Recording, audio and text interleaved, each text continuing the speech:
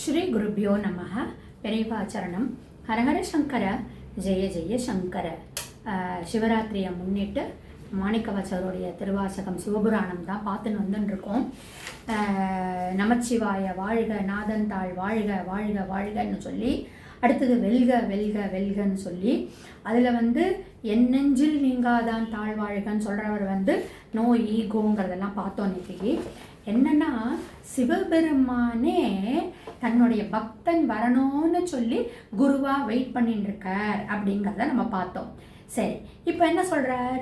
ஈசன் அடி போற்றி எந்த அடி போற்றி அப்படின்னு சொன்னவர், அடி போற்றின்னு சொன்னவர் தேசன் அடி போற்றி அப்படின்னு சொல்றார்.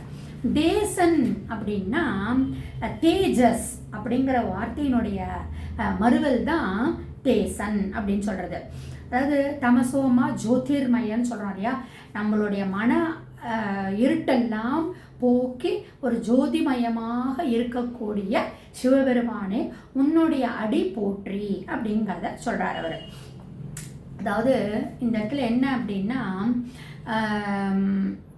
கடவுளுடைய ஒரு நாமத்தை சொல்கிறதுக்கோ, இல்லை ஒரு இந்த மாதிரி ஒரு சத் சங்கத்தில் இருக்கிறதுக்கோ, இல்லை ஒரு நல்ல விஷயங்களை காதில் கேட்கறதுக்கோ, நல்லவர்களோட நம்ம இருக்கிறதுக்கோ பூர்வ ஜென்மத்தில் ஏதாவது கொஞ்சம் புண்ணியம் பண்ணியிருந்தா தான் இதெல்லாம் நடக்கும். ராமாயணத்தில் பார்த்தீங்கன்னா விஸ்வாமித்திரர் வரார், ராமரை கூட்டிகிட்டு போகிறதுக்காக வரார். இவர் எதுக்கு வராருன்றது தசரதருக்கு தெரியாது. ஒரு பெரிய பிரம்மரிஷியாக போகிறவர் நம்மளை தேடி வராரே அப்படின்னு சொல்லி தசரதருக்கு ரொம்ப சந்தோஷம். அந்த அயோத்தியாவுக்குள்ளே என்டர் ஆகவே இவர் போய் அந்த பூர்ண கும்ப மரியாதையெல்லாம் கொடுத்து அவருக்கு நமஸ்காரம்லாம் பண்ணி, என்னுடைய பிரஜைகள் செய்த புண்ணியமா நான் செய்த புண்ணியமோ கிடையாது, என்னுடைய மூதாதையர்கள் செய்த புண்ணியம்தான் உங்களுடைய காலடி என்னுடைய தேசத்தில் பட்டிருக்கு அப்படின்னு நமஸ்காரம் பண்ணுறார். அப்படின்னா அவ்வளவு பெரிய ஒரு ரிஷிகளுடைய ஒரு சத்சங்க ராமரை அனுப்பி வைக்க போகிறார் இல்லையா. அப்புறமா தானே சீதா கல்யாணம் எல்லாமே நடக்கிறது. அப்போது அந்த மாதிரி ஒரு முக்கியமான ஒரு கட்டத்தில் அவர் உள்ளே நுழையிறார் அப்படின்னா அந்த பூர்வ ஜென்மத்தினுடைய புண்ணியம் இருந்தாதான்.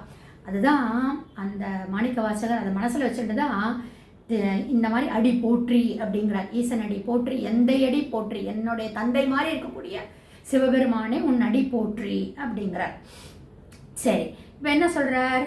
அடுத்தது என்ன நம்ம பார்த்துட்டே வந்தோம்னா, தேசன் அடி போற்றி சிவன் சேவடி போற்றின்னு சொல்கிறார் இல்லையா.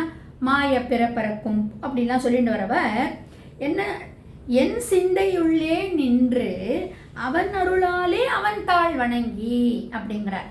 ஸோ இப்போ என்ன அப்படின்னா, அவன் அருளாலே அவன் தாழ் வணங்கி, அவனுடைய அருள் இல்லைன்னா அவனுடைய தாழ் வணங்குறதுக்கு கூட எனக்கு கொடுப்பனை இல்லாமல் போயிடும்.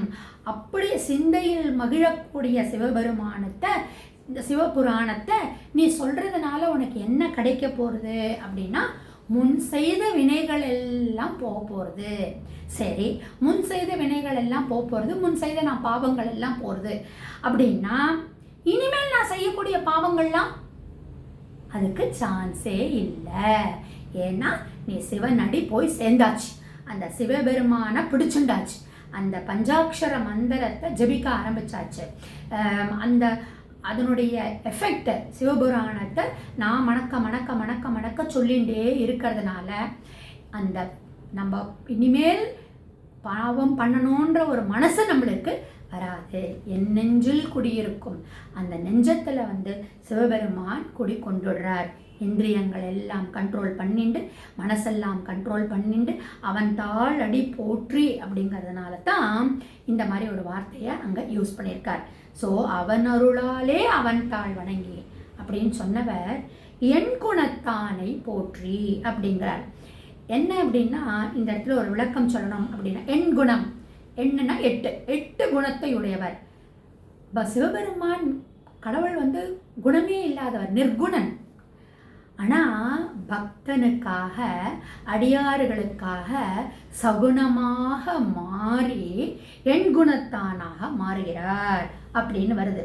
அதாவது இந்த எண்குணத்தார் அப்படின்னு சொல்கிற போச்சே என்ன 8 குணங்கள் இருக்குது அப்படின்னு நம்ம பார்த்தோம் அப்படின்னா, ஃபஸ்ட்டு அனந்த ஞானம், அனந்த வீரியம், அனந்த கல்யாண குணம், அனந்த தரிசனம், நாமமின்மை. நாமம் சொல்கிறோம் அப்படின்னு நம்ம சொல்கிறோம், ஆனால் அவரை பார்த்தோம்னா அவருடைய குணம்னு பார்த்தோம்னா அவருக்கு எந்த நாமம் சொன்னாலும் அவருக்கு ஓகே. அதனால் நாமமின்மை, குலங்கோத்திரம் இன்மை, அப்புறமா அவா இன்மை, ஆசை இல்லாதவர், அழியா இயல்பு உள்ளவர் அப்படின்னு ஒரு எண் குணத்தை நம்ம மேலெழுந்த வாரியாக சொல்லலாம். ஆனால் பரிமேலழகர் அப்படிங்கிறவர் இதுக்கு விளக்கம் சொல்கிற போச்சே, எண் குணம் அப்படின்னு சொல்கிற போச்சே ரொம்ப அழகாக விளக்கம் சொல்கிறார். அதில் நம்மள்கிட்ட இருக்கிற குணங்கள் இதெல்லாம், ஆனால் பரமாத்மா கிட்டக்கு அதெல்லாம் இல்லாதனால அவர் எண் குணத்தார் ஆயிடுறார் அப்படிங்கிறார்.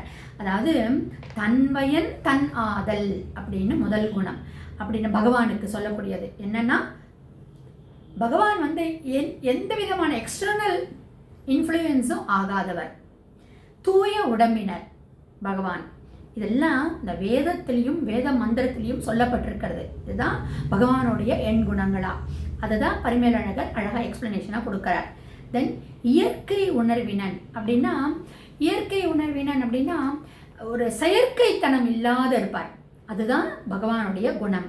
முற்றும் உணர்ந்தவர், பாசபந்தங்களை எல்லாம் அற்றவர், பேர் அருள் நம்ம சொல்லிட்டோம் ஆல்ரெடி, அனந்த தரிசனம் கொடுக்கக்கூடியவர், ஆம்னி பிரசன்ட், எவ்ரிவேர் பிரசண்டாக இருக்கார், அனந்த ஆற்றல் படைத்தவராக இருக்கார், வரப்பில் இன்பம். அதாவது வரப்பில் இன்பம் அப்படிங்கிறதுக்கு சொல்கிற போச்சு எட்டர்னல் பிளிஸ்.